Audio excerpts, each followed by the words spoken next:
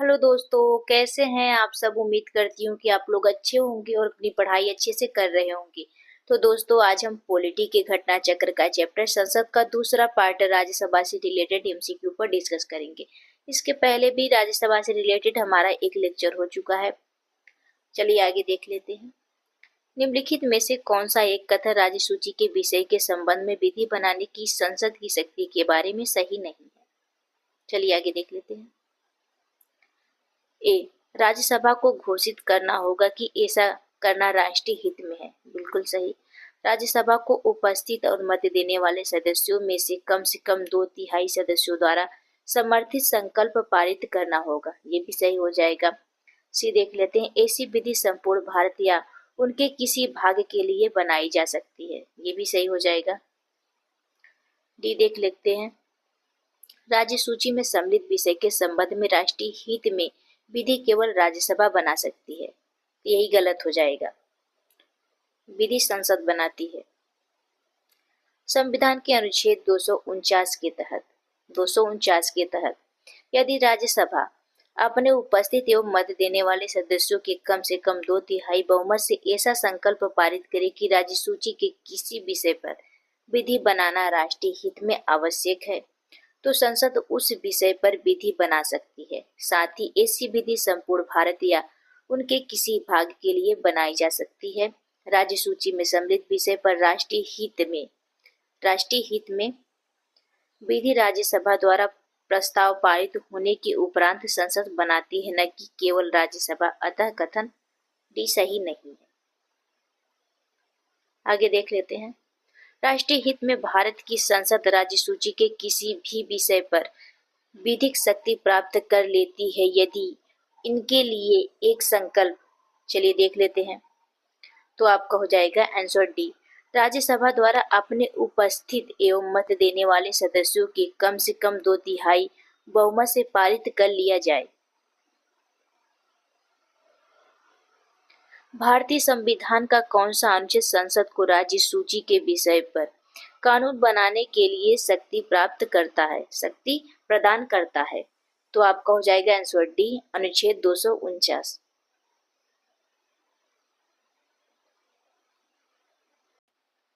निम्नलिखित कथनों पर विचार कीजिए। पहला देख लेते हैं। राज्यसभा में धन विधेयक को या तो अस्वीकार करने या संशोधित करने की कोई शक्ति निहित नहीं है। बिल्कुल सही हो जाएगा। दूसरा देख लेते हैं। राज्यसभा अनुदानों की मांगों पर मतदान नहीं कर सकती। ये भी सही हो जाएगा। तीसरा देख लेते हैं। राज्यसभा में वार्षिक वित्तीय विवरण पर चर्चा नहीं हो सकती। ये गलत हो जाएगा। इसलिए हमारा आंसर बी हो जाएगा, केवल 1 और 2। आगे देख लेते हैं। अनुच्छेद 109 के अनुसार धन विधेयक केवल लोकसभा में प्रस्तुत किए जा सकते हैं। लोकसभा द्वारा धन विधेयक पारित किए जाने के पश्चात राज्यसभा में उसकी सिफारिशों हेतु प्रेषित किया जाता है, जिसे राज्यसभा 14 दिन के भीतर अपनी सिफारिशों सहित लोकसभा को लौटा देती है। परंतु लोकसभा राज्यसभा की किसी सिफारिश को मानने या न मानने हेतु स्वतंत्र है। यदि राज्यसभा 14 दिन के भीतर धन विधेयक को लोकसभा को वापस नहीं करती है तो उसे उसी रूप में दोनों सदनों द्वारा पारित माना जाएगा। अतः राज्यसभा को धन विधेयक में संशोधन या स्वीकार करने की कोई शक्ति प्राप्त नहीं है। संसद के अनुच्छेद 113 के 2 के अनुसार अनुदान मांगे लोकसभा में रखी जाएंगी तथा उसे ही उस पर मतदान का अधिकार होता है। अनुच्छेद 112 के अनुसार वार्षिक वित्तीय विवरण राष्ट्रपति द्वारा प्रत्येक वित्तीय वर्ष के संबंध में दोनों सदनों के समक्ष प्रस्तुत भारत सरकार की प्राप्तियों एवं व्यय का विवरण होता है, जिस पर दोनों सदनों में साधारण चर्चा होती है। निम्नलिखित कथनों पर विचार कीजिए। कथन ए, किसी धन विधेयक के लोकसभा द्वारा पारित किए जाने और राज्यसभा को पारित किए जाने के बाद राज्यसभा की सिफारिश लोकसभा द्वारा सिफारिशों की प्राप्ति के 14 दिन के अंदर अनिवार्यतः स्वीकार की जानी होती है और तत्पश्चात उन्हें विधेयक में स्वीकृति किया जाना होता है। तो ये आपका गलत हो जाएगा। आगे देख लेते हैं। कारण धन विधेयक राज्यसभा में पेश नहीं किया जा सकता है। ये बिल्कुल सही है, इसलिए हमारा आंसर हो जाएगा आंसर डी। पहला गलत है किंतु आर सही है, यानी ये गलत है। निम्नलिखित में से कौन सा विधेयक राज्यसभा में प्रथम बार प्रस्तावित नहीं किया जा सकता? तो आपका हो जाएगा आंसर डी, धन विधेयक।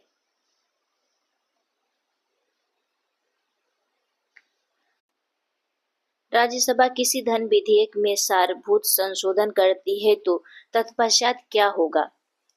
चलिए देख लेते हैं। लोकसभा राज्यसभा की अनुशंसाओं को स्वीकार करे या अस्वीकार करे, इस विधेयक पर आगे कार्यवाही कर सकती है। बिल्कुल सही है। लोकसभा विधेयक पर आगे कोई विचार नहीं कर सकती है, ये गलत हो जाएगा। लोकसभा विधेयक को पुनर्विचार के लिए राज्यसभा को लौटा सकती है, ये भी गलत हो जाएगा। राष्ट्रपति विधेयक को पारित करने के लिए संयुक्त बैठक आहूत कर सकती है, ये भी गलत हो जाएगा, इसलिए हमारा आंसर ए हो जाएगा। संविधान के अनुच्छेद 109 के 2 के अनुसार लोकसभा राज्यसभा की अनुशंसाओं को या तो अस्वीकार करेगी या उनमें से सभी या किन्हीं को अस्वीकार करेगी, क्योंकि धन विधेयक के बारे में लोकसभा को विशेष प्राधिकार संविधान द्वारा प्रदत्त है। निम्नलिखित में से कौन सी शक्तियां लोकसभा को राज्यसभा की तुलना में अन्य रूप से प्राप्त है? चलिए देख लेते हैं। पहला देख लेते हैं, धन या वित्त विधेयक केवल लोकसभा में प्रस्तुत किया जा सकता है। बिल्कुल सही। धन विधेयक के निरस्तीकरण अथवा संशोधन के संबंध में, ये भी सही है।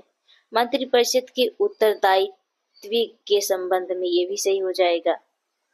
और चौथा देख लेते हैं, अखिल भारतीय सेवाओं के सृजन के संबंध में, यही गलत है आपका, इसलिए हमारा आंसर बी हो जाएगा। पहला, दूसरा और तीसरा। धन विधेयक के प्रस्तुतिकरण एवं इनके निरस्तीकरण एवं संशोधन के संबंध में अनुच्छेद 109 तथा मंत्रिपरिषद के उत्तरदायित्व के संबंध में अनुच्छेद 75(3) लोकसभा को राज्यसभा की तुलना में अन्य रूप से शक्तियां प्राप्त है। अखिल भारतीय सेवाओं के सृजन अनुच्छेद 312 के संबंध में राज्यसभा को अन्य शक्ति प्राप्त है।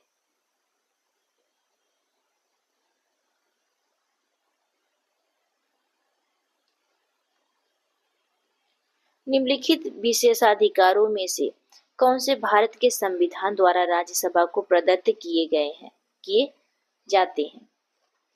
चलिए देख लेते हैं।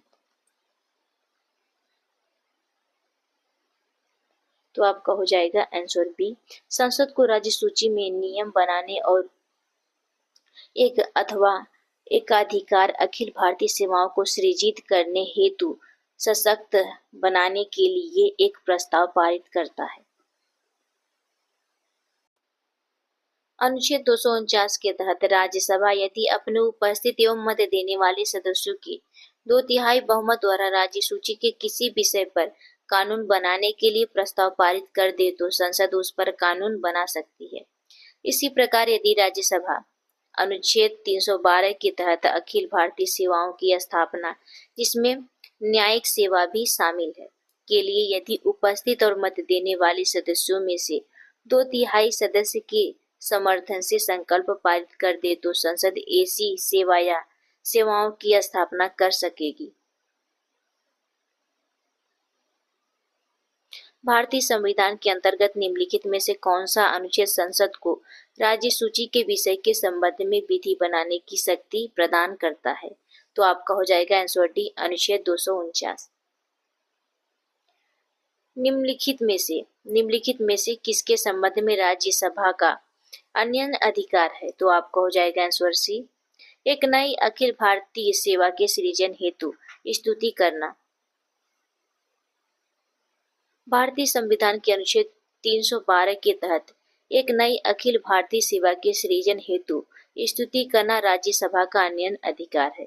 इस अनुच्छेद के अनुसार राज्यसभा अखिल भारतीय सेवाओं जिनके अंतर्गत अखिल भारतीय न्यायिक सेवा है के लिए यदि उपस्थित और मत देने वाले सदस्यों में से 2/3 सदस्य के समर्थन से संकल्प पारित कर दे तो संसद ऐसी सेवा या सेवाओं की स्थापना कर सकेगी।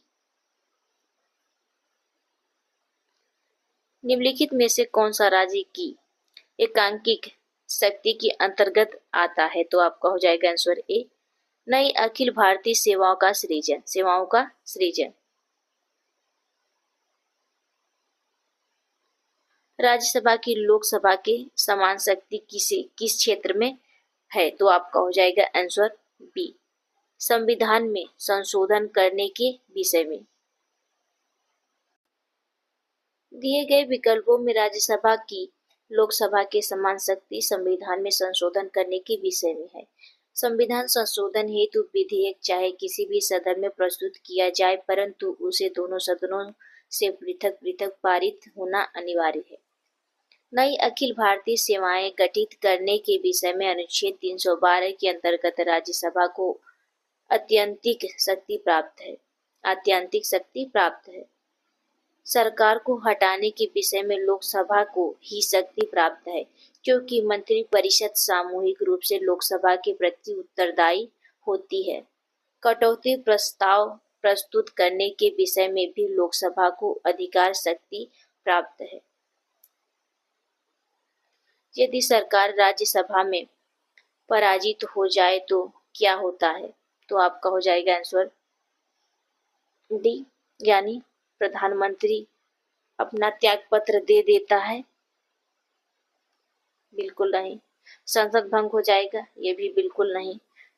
राष्ट्रपति शासन लागू हो जाएगा? ये भी नहीं। इसलिए हमारा उपयुक्त में से कुछ नहीं होगा। आगे देख लेते हैं। यदि सरकार राज्यसभा में पराजित हो जाए तो सरकार के ऊपर कोई भी प्रभाव नहीं पड़ता है, क्योंकि अनुच्छेद 75(3) के अनुसार सरकार लोकसभा के प्रति सामूहिक रूप से उत्तरदायी होती है। निम्नलिखित कथनों में से कौन एक भारत के संविधान की चौथी अनुसूची को सही वर्णित करता है? तो आपका हो जाएगा आंसर डी, इसमें राज्यसभा में स्थानों का आवंटन है। चौथी अनुसूची में राज्यसभा में राज्यों के लिए अलग अलग स्थानों का आवंटन है। संघ एवं राज्यों के बीच शक्तियों का विवरण 7वीं अनुसूची में है। भाषाएं 8वीं अनुसूची में है। जनजातीय क्षेत्र के प्रशासन संबंधित प्रावधान 5वीं और 6ठी अनुसूची में है। आगे देख लेते हैं। निम्नलिखित राज्य युग्मों में से किसे राज्यसभा में समान प्रतिनिधित्व प्राप्त है? चलिए देख लेते हैं।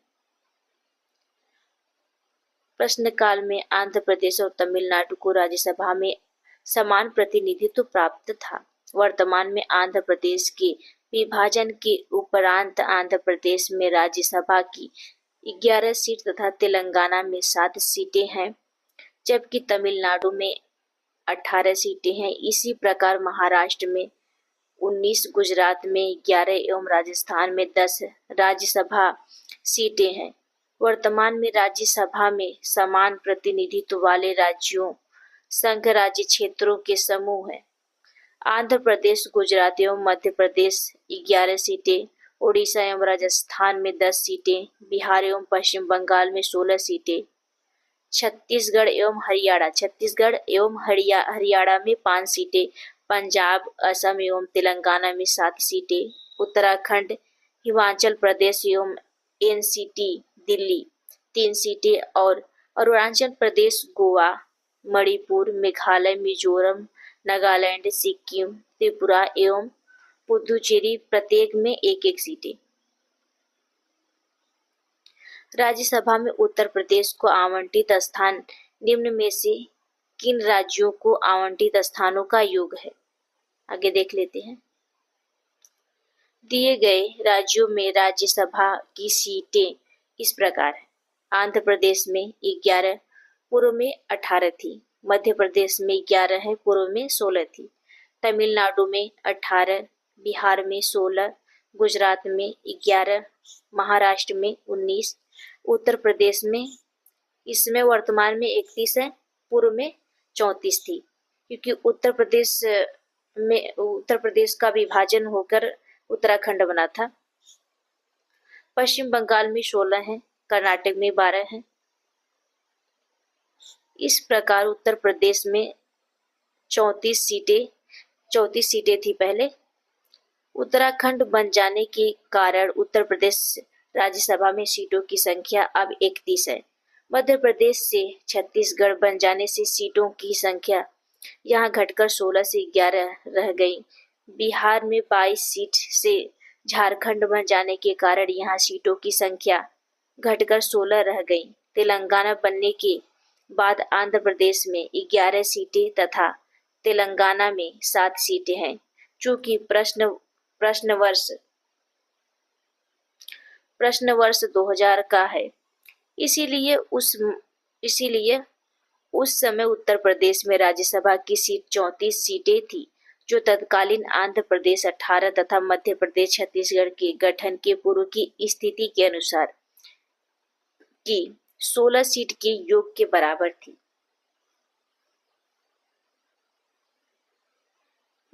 नीचे कुछ राज्य तथा राज्यसभा में उन्हें आवंटित सदस्य स्थान की सूची दी गई है। उनमें से कौन सुमेलित नहीं है? तो आपका हो जाएगा आंसर ए। सूची 1 को सूची 2 के साथ सुमेलित कीजिए तथा नीचे दिए गए कूट से सही उत्तर का चयन कीजिए।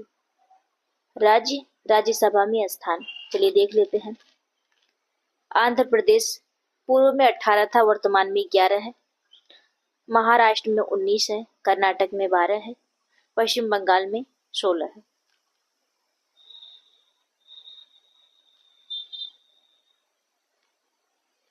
सूची 1 को सूची 2 से सुमेलित कीजिए तथा सूची के नीचे दिए गए कूट से सही उत्तर का चयन कीजिए। राज्यसभा में प्रतिनिधित्व, चलिए देख लेते हैं।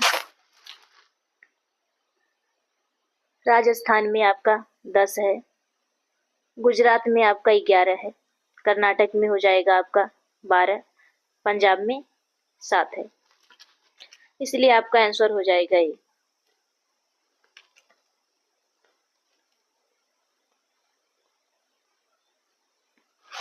सूची 1 को सूची 2 के साथ सुमेलित कीजिए तथा नीचे दिए गए कूट से सही उत्तर का चयन कीजिए। सही उत्तर का चयन कीजिए। चलिए देख लेते हैं। राज्यसभा के स्थानों की संख्या। गुजरात में आपका 11 हो जाएगा, कर्नाटक में 12 हो जाएगा, केरल में आपका हो जाएगा 9, ओडिशा में 10, इसलिए आपका आंसर सी हो जाएगा। चलिए आगे देख लेते हैं। निम्नलिखित में से कौन सा सही सुमेलित नहीं है? तो आपका हो जाएगा आंसर ए, आंध्र प्रदेश। पूर्व में 18 था, वर्तमान में 11 है। अविभाजित आंध्र प्रदेश में राज्यसभा की सीटों की संख्या 18 थी, लेकिन आंध्र प्रदेश के विभाजन के पश्चात राज्यसभा में उनके लिए निर्धारित सीटों की संख्या 11 रह गई है तथा शेष 7 सीटें तेलंगाना को प्राप्त हुई हैं। शेष विकल्प सही सुमेलित है। आगे देख लेते हैं। निम्नलिखित में से किस राज्य से राज्यसभा के लिए निर्धारित सदस्यों की संख्या सबसे कम है? तो आपका हो जाएगा आंसर बी, हिमाचल प्रदेश। दिए गए राज्यों, संघ राज्य क्षेत्रों, राज्यसभा के लिए निर्वाचित होने वाले सदस्यों की संख्या इस प्रकार है: छत्तीसगढ़, हिमाचल प्रदेश, झारखंड एवं जम्मू कश्मीर। संघीय क्षेत्रों को प्रतिनिधित्व प्राप्त है, तो आपका हो जाएगा आंसर सी, संसद के दोनों सदनों में। संसद के दोनों सदनों में संघीय क्षेत्रों को प्रतिनिधित्व प्राप्त है। राज्यसभा के सदस्यों की अधिकतम सदस्य संख्या 250 है। संघ राज्य क्षेत्र दिल्ली, पुदुचेरी तथा जम्मू और कश्मीर को राज्यसभा में प्रतिनिधित्व प्राप्त है। शेष संघीय क्षेत्रों को इसमें प्रतिनिधित्व नहीं प्राप्त है। लोकसभा में अधिकतम 20 सदस्य संघ राज्य क्षेत्रों का प्रतिनिधित्व कर सकते हैं। निम्नलिखित कथनों पर विचार कीजिए। पहला देख लेते हैं, राज्यसभा का सभापति तथा उपसभापति उस सदन के सदस्य नहीं होते। ये गलत हो जाएगा। दूसरा देख लेते हैं, जबकि राष्ट्रपति के निर्वाचन में संसद के दोनों सदनों के मनोनीत सदस्य को मतदान का कोई अधिकार नहीं होता, उनको उपराष्ट्रपति के निर्वाचन में मतदान का अधिकार होता है। ये बिल्कुल सही है, इसलिए हमारा आंसर बी हो जाएगा, केवल 2। अनुच्छेद 89(1) के अनुसार राज्यसभा का सभापति उपराष्ट्रपति होता है, जो कि सदन का सदस्य नहीं होता है, परंतु अनुच्छेद 89 के 2 के अनुसार राज्यसभा का सभापति सदस्यों में से चुना जाता है। इसलिए कथन 1 गलत है। अनुच्छेद 54 के क के अनुसार राष्ट्रपति के निर्वाचन में संसद के दोनों सदनों के निर्वाचित सदस्य निर्वाचक गण में शामिल होते हैं, न कि मनोनीत सदस्य। जबकि अनुच्छेद 66 के 1 के अनुसार उपराष्ट्रपति के निर्वाचक मंडल में संसद के दोनों सदनों के सभी सदस्य भाग लेते हैं। इसीलिए कथन 2 सही है।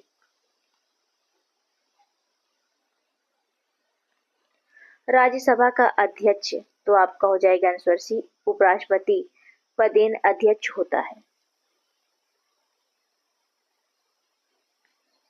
संविधान के अनुच्छेद 89(1) में यह उल्लेखित है कि भारत का उपराष्ट्रपति राज्यसभा का पदेन सभापति होगा, अतः विकल्प सी सही है। अनुच्छेद 66(1) के तहत उपराष्ट्रपति का निर्वाचन संसद के दोनों सदनों राज्यसभा तथा लोकसभा के सदस्यों को मिलाकर बनने वाले निर्वाचक मंडल द्वारा किया जाता है। कि सभा का अध्यक्ष उसका सदस्य नहीं होता है, तो आपका हो जाएगा आंसर ए, राज्यसभा। राज्यसभा का पदेन सभापति उपराष्ट्रपति होता है और वह राज्यसभा का सदस्य नहीं होता है, परंतु उसका निर्वाचन संसद के दोनों सदनों के सदस्यों द्वारा होता है। संविधान के अनुच्छेद 89(1) एवं अनुच्छेद 64 के अनुसार वह राज्यसभा का पदेन सभापति होता है। राज्यसभा का पदेन सभापति होता है, तो आपका हो जाएगा आंसर ए, उपराष्ट्रपति। निम्नलिखित में से किस एक सदन का अध्यक्ष एक गैर सदस्य होता है, तो आपका हो जाएगा आंसर सी, राज्यसभा। निम्नलिखित में से कौन राज्यसभा का अध्यक्ष होता है, तो आपका हो जाएगा आंसर बी, भारत की उपराष्ट्रपति। आज के लिए इतना ही, मिलते हैं नेक्स्ट क्लास में, तब तक के लिए धन्यवाद।